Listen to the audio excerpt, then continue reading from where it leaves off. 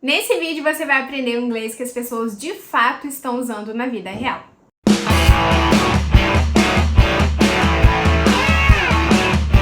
Olá, eu sou Carol Meirelles, professora e mentora de inglês há mais de 5 anos e eu amo ensinar inglês do jeito que eu aprendi.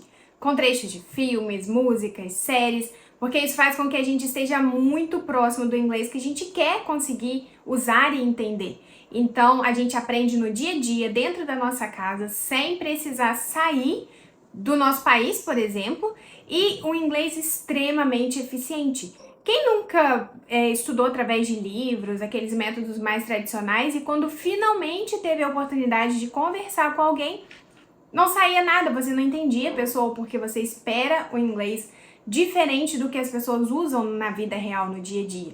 E a gente não quer passar por isso de forma alguma. E antes de a gente começar, eu quero te pedir para se inscrever no canal, ativar o sininho das notificações, isso é muito importante para que você mesmo seja avisado quando tiver conteúdo novo. E também porque assim a plataforma entende que o conteúdo é legal, é relevante.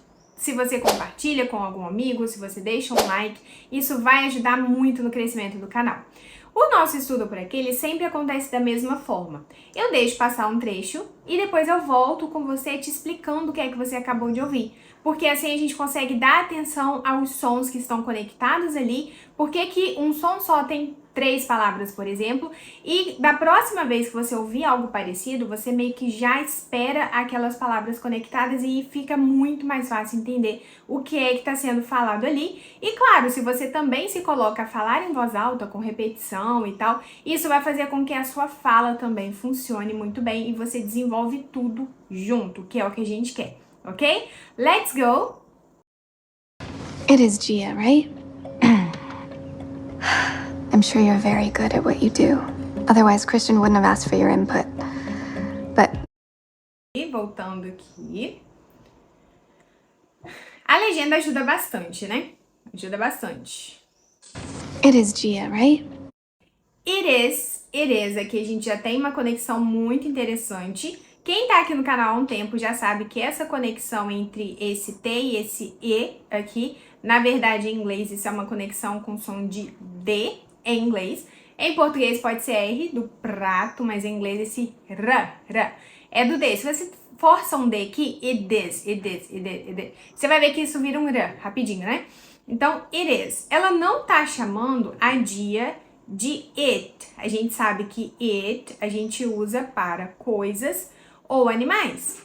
Mas ela tá falando do tipo, é a Dia, certo? É Dia, seu nome, ok? Assim como às vezes você tá ouvindo um som de alguém chegando, aí você fala, oh, it's my brother. Ah, é meu irmão. Você não tá falando que ele é a coisa, entende? Você tá falando meio que do som, da situação, do contexto e tal. Então ela fala, é dia, right? A gente não pode deixar esse is sozinho, como acontece em português. Em português a gente fala é azul. Em inglês a gente tem que falar o que é azul, do que a gente tá falando. Se a gente não usa o nome da coisa que a gente tá falando, a gente precisa do it. Então por isso que eu vou dizer sempre I love it, eu amo isso, it's perfect. Eu nunca posso pôr o is sozinho, ok? Então, it is dia. E esse som do G em inglês é o nosso D do dia, aqui do do Sudeste. Então, é dia. It is dia, right? Right? Esse T aqui é mais uma pausa do que um som. I'm sure you're very good at what you do. I'm sure. Sure é certeza, né? Quando você tá muito de bom humor e você quer concordar com alguém, você fala sure, claro. Posso te pedir um favor? Sure. Você pode fazer isso pra mim? Sure, mas é claro. E também é certeza, então I'm sure you're wrong. Eu tenho certeza que você tá errado. I'm sure. Então, na tradução mesmo seria eu estou certa, eu estou assegurada, ok? Eu tenho certeza. I'm sure you were, nesse aqui a gente só tem o som do R, porque as praticamente nunca falamos, ao final, né? You are very good. E aqui a gente força esse very, força esse I do very. Quando a gente tem palavras terminadas com Y, a gente fala esse I com muita vontade. Assim como happy, very, ok? Really, tem I final. Quando não tem esse Y, nem é com Y, nada disso, a gente para antes, ok?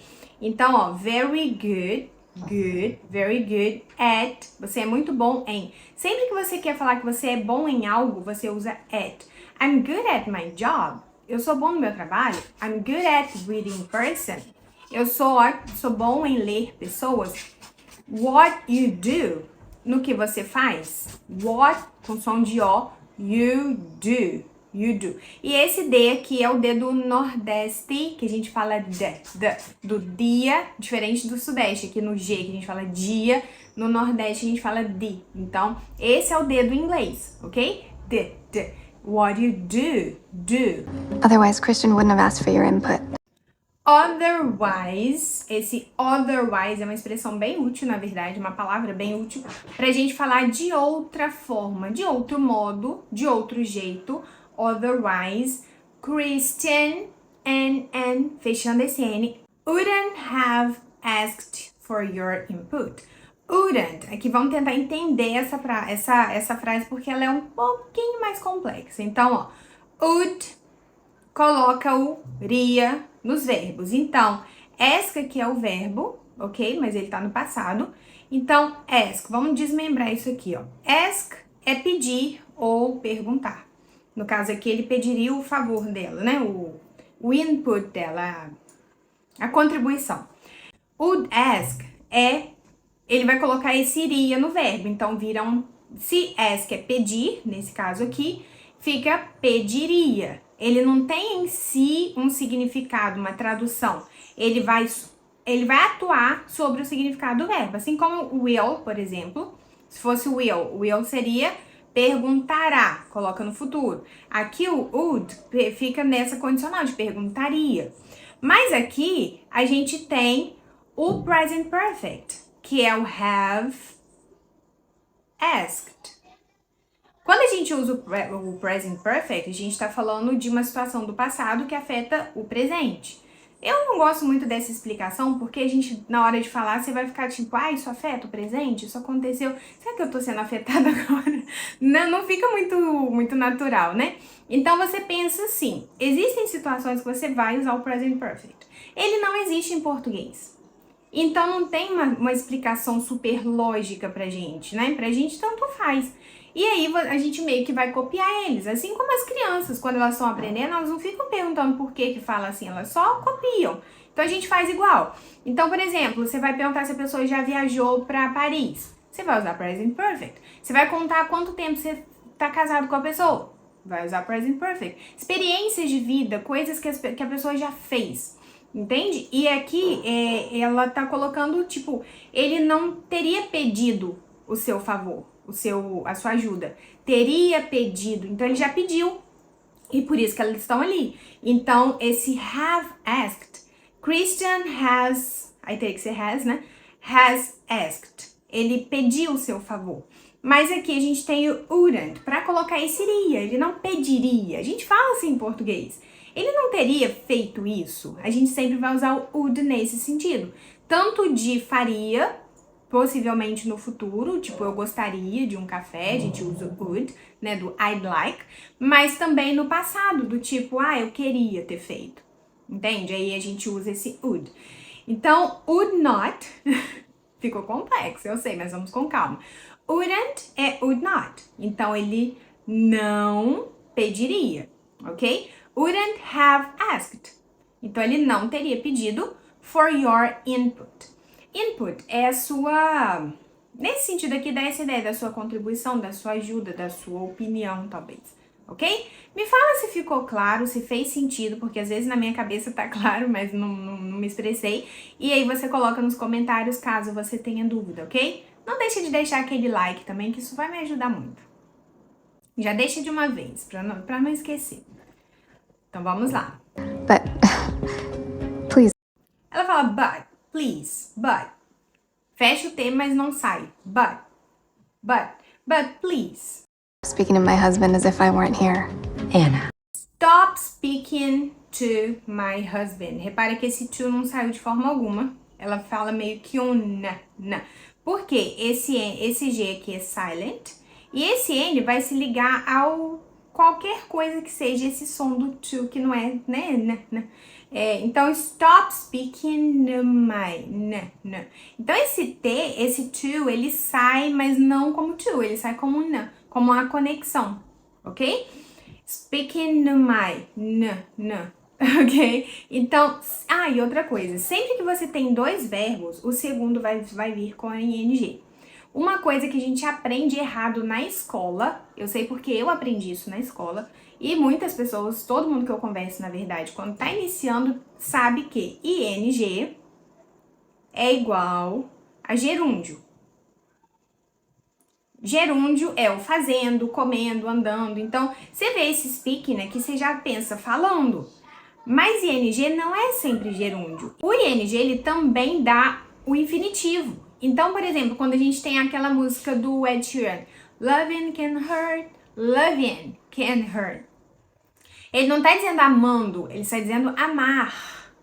Então, se o verbo é o sujeito da frase, a coisa principal, você vai usar ing, ele não é gerúndio. Então, você pode dizer, cooking is my passion. Cozinhar é minha paixão.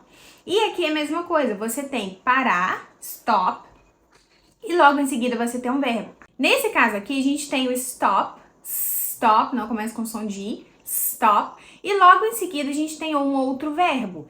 Esse verbo, ele precisa do ing, ele só aceita o ing. Então, eu vou dizer stop speaking, e eu tô falando de parar de falar, não falando.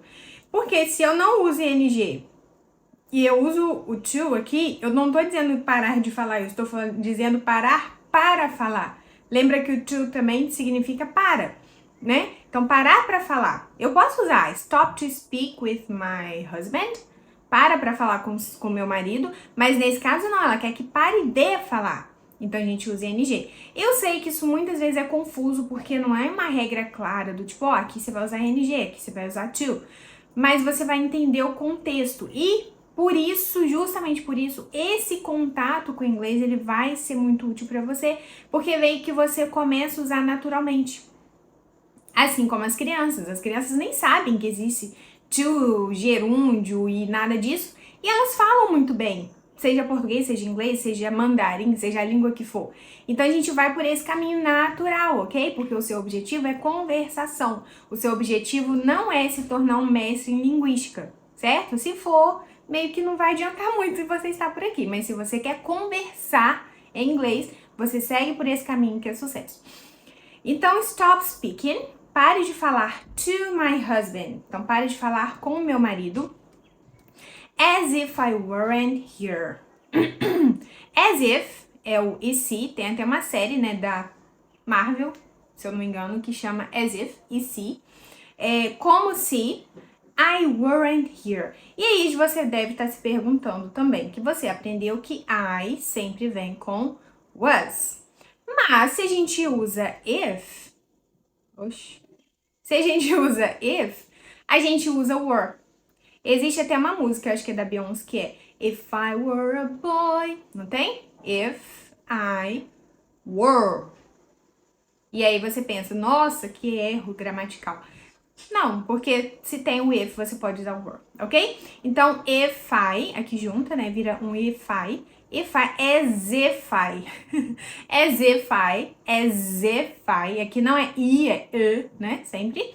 As if I weren't here. Quase um trava-língua, eu quero que você treine isso em voz alta e coloque aqui nos comentários pra mim se você conseguir. E aí, a Dia fala, Anna, Anna, não tem nada disso, minha querida. If you want this job, I suggest you stop making eyes at my husband and keep your hands to yourself. Ok. Anna. If you want this job, e aí se você já tá aqui por um tempo, se você já é de casa, você sabe que sons, a palavra terminou com som, a próxima começa com o mesmo som, isso vai virar uma coisa só. E sempre quem vai ser reprimido, vai ser suprimido, é o primeiro. Então, é want this. Então, if you want this job, se você quer esse trabalho, repara que eu fecho o B, mas eu não estouro ele, job. Eu não falo jaw, porque senão eu tô falando mandíbula. Job. Tem que fechar. mas não pode forçar o final. Job, job. This is my job, job. Treina aí, meio loucura mesmo, não tem problema. Quando você força a palavra, você exagera, como eu tô fazendo aqui, e aos poucos fica natural, ok? Confia no processo. Job. I suggest you stop making eyes at my husband. I suggest. Lembra que o som do G em inglês é o D do dia? Então, I suggest, eu sugiro. You stop making. Viu que antes era stop speaking e agora é stop making? Usou stop, que vem depois é ing. Então, stop smoking, parar de fumar. Stop making eyes at my husband. E aqui a gente tem uma expressão, tipo fazer olhos pro marido dela.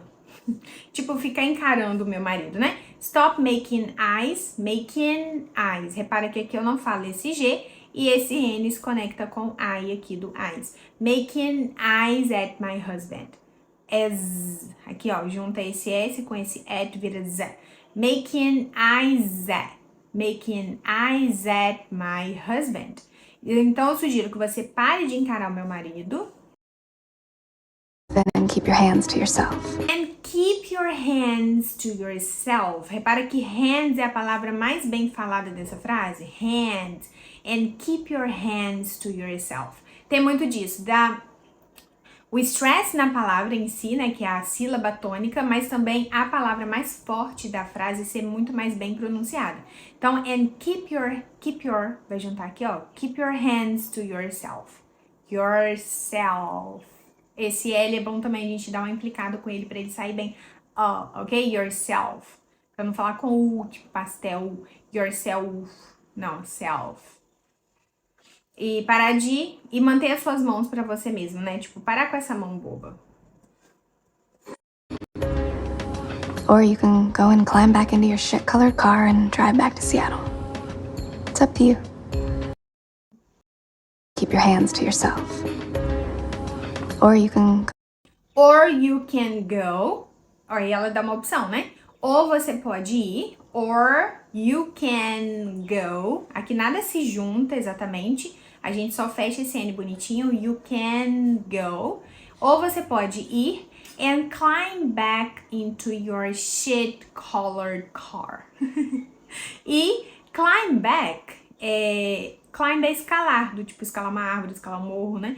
E no caso aqui ela quis dizer, tipo, sobe de novo. Climb back, sobe de volta.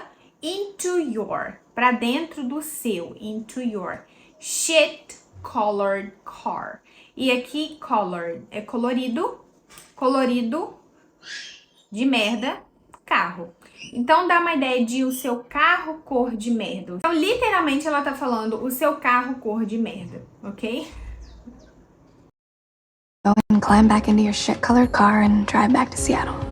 And drive back to Seattle. E dirigir de volta. Então, esse back, ele sempre vai significar voltar, assim como é costas, né? Toda essa parte de trás. Então, drive back to Seattle. E dirigir de volta para Seattle.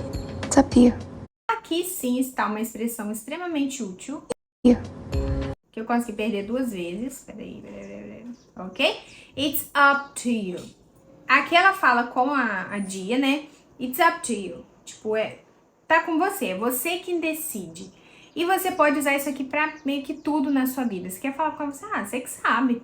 It's up to you. Você pode falar isso de boa. Tipo, oh, it's up to you. Você decide, ok? Ou você pode falar, tipo, tá, você que sabe. It's up to you. Então, tudo vai depender do contexto e do tom de voz que você usa. It's up to you. Está com você, é você que decide. It's up to you. Ok, eu amei esse trecho porque traz muita expressão do dia a dia, um certo confrontamento. Eu não sei porquê, mas eu tenho muita facilidade de lembrar esses confrontos. Se eu penso num exemplo em inglês, me vem à mente muito mais os confrontos do que os momentos felizes. Eu não sei porquê, pode ser algo errado com a minha própria cabeça, mas tudo que gera uma emoção na gente faz com que a gente lembre muito mais depois. Então, por isso, é muito importante que você escolha com sabedoria o conteúdo que você vai usar para estudo. Não precisa ser chato, você tem que gostar. E aí, quem vai saber disso é você, né? Se estudar com conteúdo assim faz muito sentido para você, eu tenho um programa de mentoria onde a gente trabalha de forma mais aprofundada através de conteúdos assim.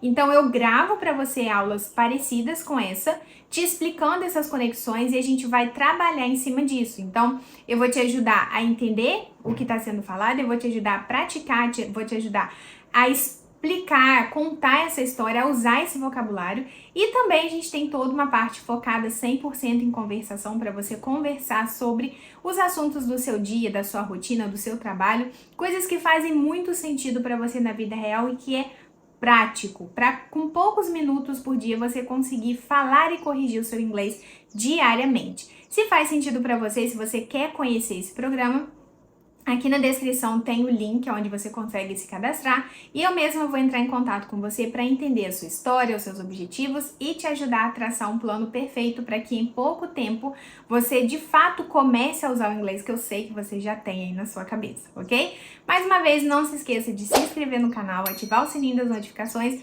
porque isso vai ajudar muito. Compartilhe com aquele amigo que você sabe que está lutando para desenvolver o inglês também, assim como você. See you next video. Bye!